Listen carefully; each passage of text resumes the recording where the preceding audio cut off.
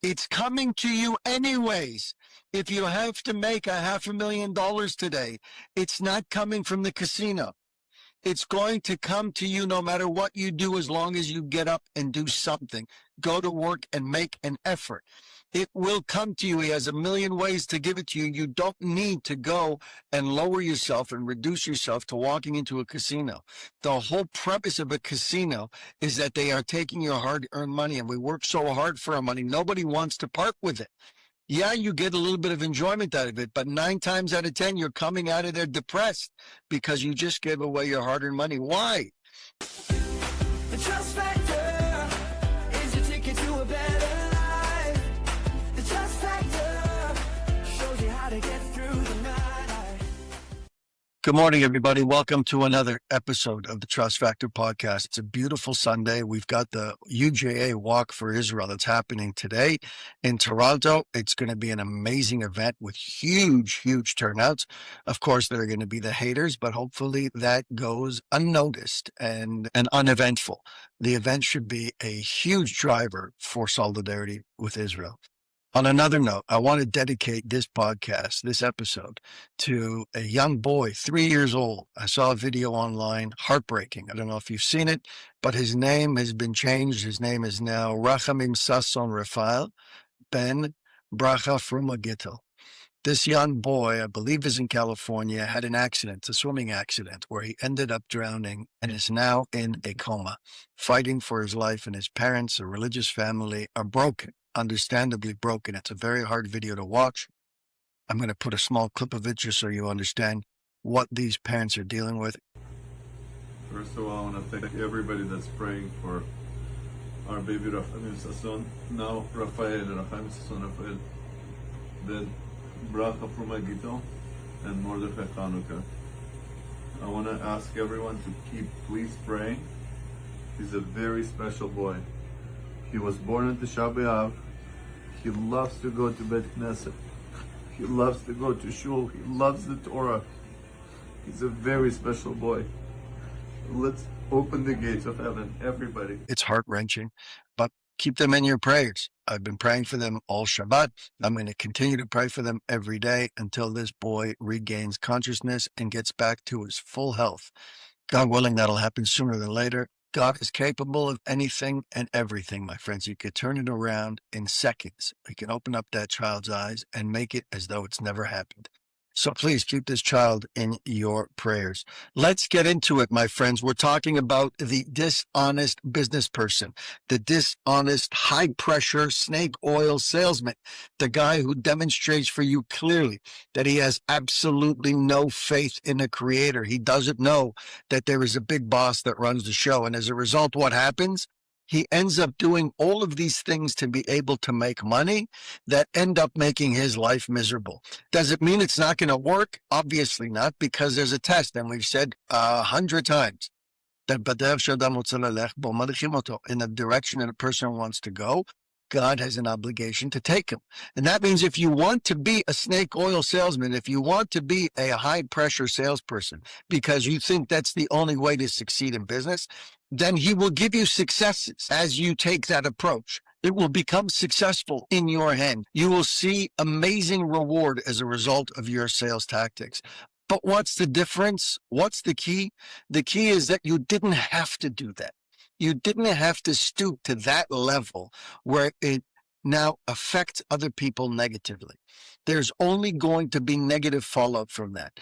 And you could have received that very same amount of income that you received through your high-pressure sales tactics by being an honest, caring salesperson, somebody who shoots straight, who tells it to you exactly like it is. If you want to buy it, it's here for you. If you don't want to buy it, don't buy it. If that's your approach, you will sleep well at night, your customer will appreciate you, and you will have blessing with your money.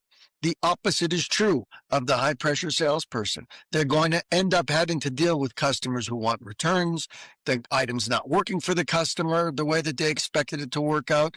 They end up filing a lawsuit, a claim against you. Suddenly you're defending yourself in court when you didn't have to. You could have made the very same amount of money, but it would have come to you with pleasure. It would have come to you easily. and you would have enjoyed the entire process, and you would have built a long-term relationship with your customers who you can continue to sell instead of having to go and find new victims to be able to sell to, because that guy's not going to buy from you anymore. Once they bought from you and they walk away and they lick their wounds, they realize they made a mistake, they're not going to buy from you again. So now you have to go out and find all these different victims to be able to sell your perfectly good product. That's the thing. You don't have to be selling junk. If you're selling junk, then you're going to have to naturally resort to high pressure sale tactics, because those two go together. Why are you selling junk in the first place? If you find yourself in that position, then you already have to make a change. And you know that it's going to come with the need, the demand for high pressure sales tactics, because it's junk. By definition, you have to force the sale. If you're selling something that is of good quality, then you don't have to work so hard.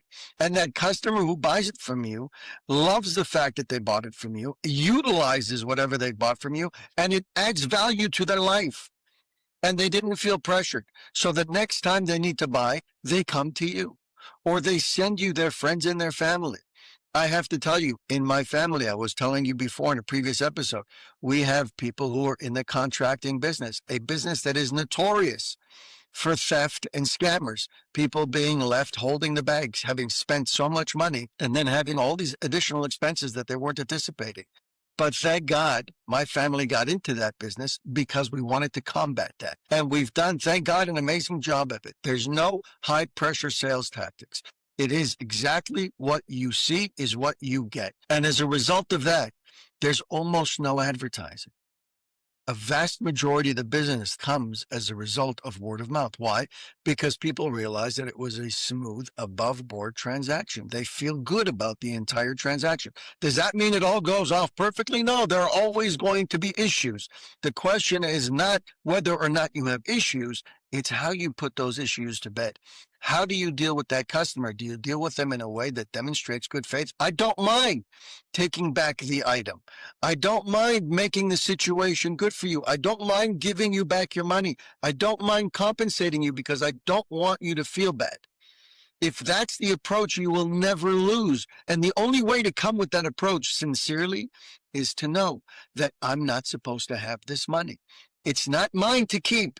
The sale was not supposed to happen at that time or with this person under these circumstances, and therefore I have to be just as good giving back the money as I was taking the money. Do you know how difficult that is today in so many industries where somebody's given a large sum of money in return for a service or a product, and suddenly for whatever reason it doesn't work out, and now that salesperson has to dig deep and return back that money? That's a difficult place to find yourself, especially when you've got payroll to make, or when you're having a slow month and there's so many different reasons for you to want to hang on to that money. Suddenly you find these corporations are taking off, oh, well, we're deducting a stocking fee here and we can't give you the full amount because you've used it. And they'll come up with a million different excuses to hang on to your money. There are so many people like that. It feels like it's the norm. You have to be the exception. And when you see that person who's the exception, they will always win.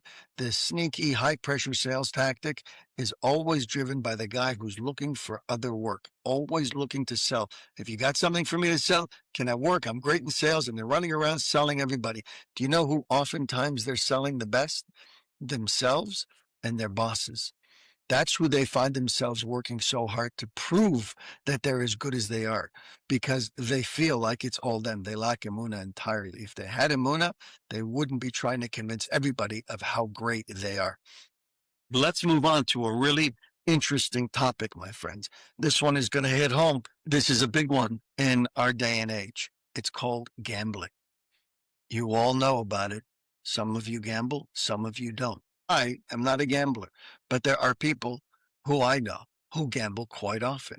And it's a very telling sign of where they think their money is coming from and who controls their money. I want to read to you from the book and we'll take it from there. It says gambling is a terrible sickness, even more addictive than alcohol, tobacco, and drugs. It literally buries people and reduces them to a subhuman level. Gambling and emunah just do not mix. If you think that that's going too far, let me just tell you about a video I saw the other day. A woman in Las Vegas, A nurse who was working the night shift with little kids and a family left the hospital at 7 o'clock in the morning when her shift was over, drove to pick up her children, and then found herself later on in a casino, 7 o'clock in the morning in a casino. And she was in there for hours until she realized that there was a commotion happening in the parking lot. And when she went out to see what was going on, she realized that people were gathered around her car. And then she ran out only to find police and fire and all kinds of civilians trying to save the life of her small children who were stuck in that car. She forgot about them completely. She was so driven to get back to the casino because she knew that her time was coming and she just had to get there at the right time. And she found herself making all kinds of excuses to police and fire. I was only here for 20 minutes. I just ran in to see if my husband was here. Excuse after excuse after excuse, but they had it all on camera. And they saw exactly when she pulled into the parking lot, and they know exactly where she was in the casino. If any place has cameras, the casino has them. And they found this nurse who during the day is saving lives, who has a big heart, who has gotten into an industry where she wants to help people. And she ends up in the most corrupt place in the world, in a casino at 7 o'clock in the morning, in the heat of Las Vegas, with her children forgotten in the backseat of her car. Subhuman levels. It doesn't mean that she's a bad person. It drives you to behave in a way that is subhuman. It pulls on your heartstrings. It pulls on your brain. It doesn't allow you to think straight.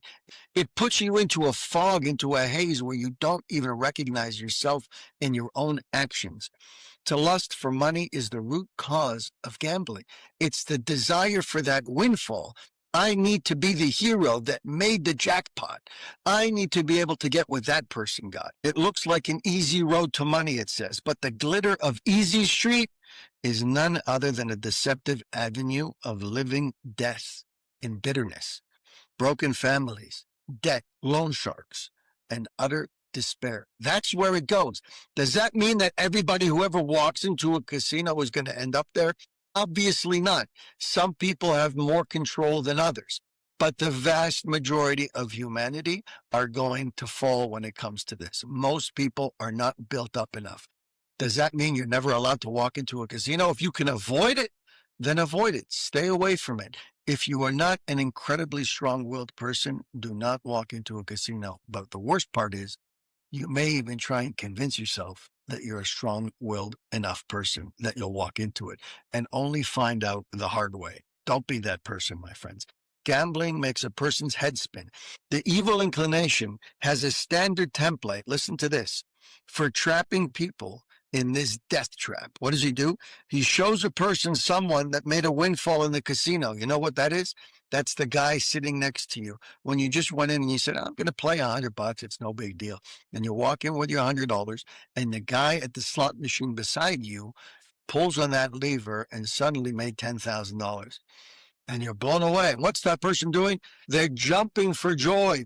Their friends and family are surrounding them. The bells and the lights are going off. It's a commotion. Everybody's coming over and they're smiling and they're happy and they're giving this guy a pat on the back. Everybody's elated and they're taking pictures, right? And this guy's top of the world.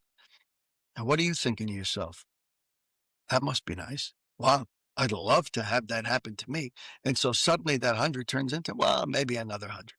Right? And now that that person has left that slot machine, maybe I should take a seat on that one. It was a lucky machine. So now nobody's looking. I can jump on it, right? There's excuse after excuse after excuse. Why? Because you want to be that very person. That casino, that building is built with purpose. It is designed from the ground up to be able to get you to walk in and not leave that place, to dump every penny that you can into that building. They don't care about you. It doesn't matter that they have a little booth at the front that says, do you have a gambling addiction? That you walk by in a second. It's right at the front. You walk by it as you're excited to get into the casino, right? Do you have a gambling problem? Stop in here and we'll explain it to you. Do me a favor. Nobody ever goes in there. They send people around looking for people who are having a hard time. But how often does that help, my friends? And so what? So you send them out. You know where they come back the next day? To the very same casino. And they'll make their way in and they'll hit a table and they won't stop them. A gambler will sell his business, his home, and a car to keep the dice rolling. I have a friend who works in that office. When you walk into a casino, they try and find the people who have gambling problems. And he has told me that people have given away their last penny and they have sold their homes. They have sold the jewelry off of their hands. They have given away everything. If their kids were there, they would have given away their children to be able to continue gambling. You may think it's not you, and it may not be you today, but if you're a gambler today, there is no guarantee that that won't be you tomorrow. Remember, you cannot bring in one more dollar than the amount that was allotted to you. It's coming to you anyways. If you have to make $500,000 today, it's not coming from the casino. It's going to come to you no matter what you do, as long as you get up and do something. Go to work and make an effort. It will come to you. He has a million ways to give it to you. You don't need to go and lower yourself and reduce yourself to walking into a casino. The whole premise of a casino is that they are taking your hard-earned money, and we work so hard for our money. Nobody wants to part with it. Yeah, you get a little bit of enjoyment out of it, but 9 times out of 10, you're coming out of there depressed because you just gave away your hard-earned money. Why? There are so many other good things you could be doing with that money to improve your life and the lives of your friends and your family around you. Just think about that, my friends. Find another hobby. Gambling is not a good one. It's one that will ultimately end in negativity and hardship. We'll finish with this. Money derived from gambling is like stolen money. That's a Torah halachic idea. It is considered stolen money. It hasn't been relinquished willfully. It's what I just told you.